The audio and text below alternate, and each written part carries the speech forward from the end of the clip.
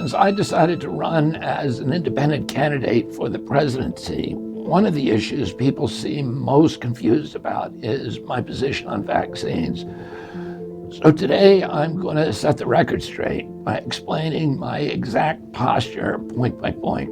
If you're willing to take a few minutes, I think you might be surprised to find out how much we actually agree. So let's begin with my first point, which is probably the most controversial. Vaccines have side effects just like every other drug. This shouldn't be controversial, but it is. When I'm asked about this on television, it usually sounds something like this. You said that. No vaccine is safe and effective. You said, quote, there's no vaccine that is, safe and effective. Do you still believe that? That statement comes from an interview where I was interrupted and I didn't get to complete my thought. Can you name any vaccines that you think are good? I think some of the live virus vaccines are probably averting more problems than they're causing. There's no vaccine that is, safe and effective. Those are big words. What I was actually saying in that interview, and what I've said for 20 years, is that there is no such thing as a vaccine that is safe and effective for everyone. Let me explain. Just like every drug on the market, vaccines have side effects that severely injure and kill some people every year. If that's in contrast to what you've been told, then your doctor probably never showed you the warning sheet that comes with every vaccine on the market. This is the insert that comes in the box with the hepatitis B vaccine, which is injected into most babies within 24 hours of birth. Let me read you just a few of the serious side effects in this document. Under the heading of nervous system disorders, it says Guillain-Barré syndrome, multiple sclerosis, exacerbation of multiple sclerosis, myelitis, including transverse myelitis, seizure, febrile seizure, peripheral neuropathy, including Bell's palsy, radiculopathy, herpes, migraine, muscle weakness, hyposthesia, and encephalitis, swelling of the brain, even Johnson's syndrome, alopecia, and eczema. The list of side effects goes on and on, but you got the idea. For over a decade, I've been attacked and labeled an anti-vaxxer and a conspiracy theorist for simply drawing attention to the serious side effects listed on every vaccine insert and for advocating for the children who are suffering from these side effects. Our health departments believe we shouldn't talk about vaccine injuries because they are rare, but I don't agree with that. We can't fix a problem by ignoring it. Vaccine-injured children deserve just as much attention as a child with a rare disease like cancer. Luckily, the thinking on this is starting to change. Here's a recent New York Times article about people who've been injured by the COVID vaccine. Thousands believe that COVID vaccines harm them. Is anyone listening? All vaccines have at least occasional side effects, but people who say they were injured by COVID vaccines believe their cases have been ignored. The article explains that all vaccines do have occasional side effects. It calls for an investigation of the injured so that we can come up with solutions.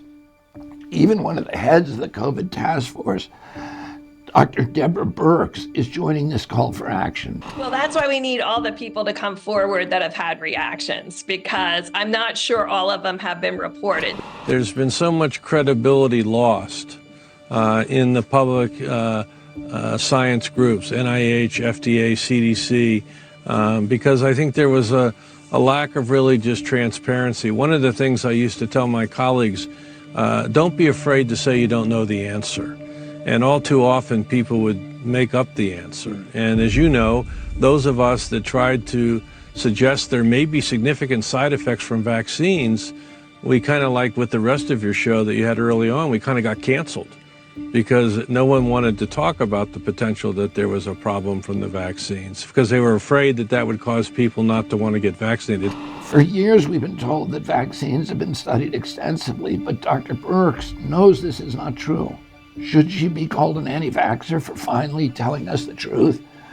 Back in 2005, Dr. Bernadine Healy, the former head of NIH, the National Institute for Health, made this shocking admission to CBS News. This is the time when we do have the opportunity to understand whether or not there are susceptible children, perhaps genetically, perhaps they have a metabolic issue, mitochondrial disorder, immunological issue, that makes them more susceptible to vaccines, plural, or to one particular vaccine, or to a component of vaccine, like mercury. Why is this important? A susceptible group does not mean that vaccines aren't good.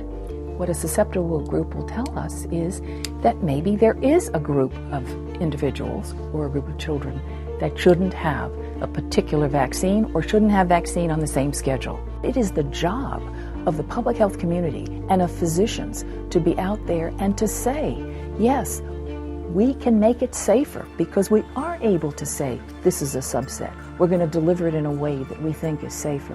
Do you feel the government was too quick to dismiss out of hand that there was this possibility of a link between vaccines and autism? I think the government or certain public health officials in the government have been too quick to dismiss the concerns of these families without studying the population that got sick.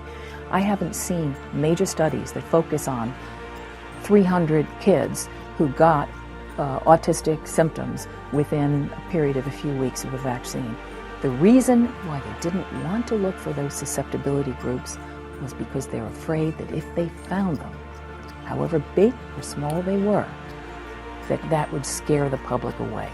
The fact that there is concern that you don't want to know that susceptible group is a real disappointment to me.